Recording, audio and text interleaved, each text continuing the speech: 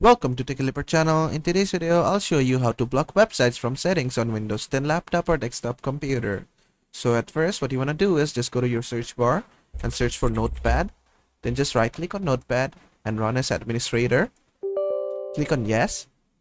After that, just maximize this. Then click on file. Then click on open. Then just go to your system drive. Then from here, go to Windows.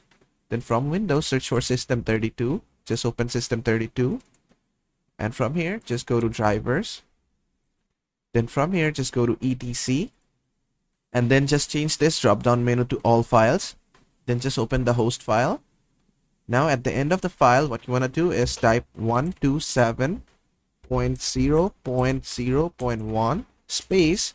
Then just put the URL of the website which you want to block. For example, I want to block facebook.com. So I'll type www.facebook.com.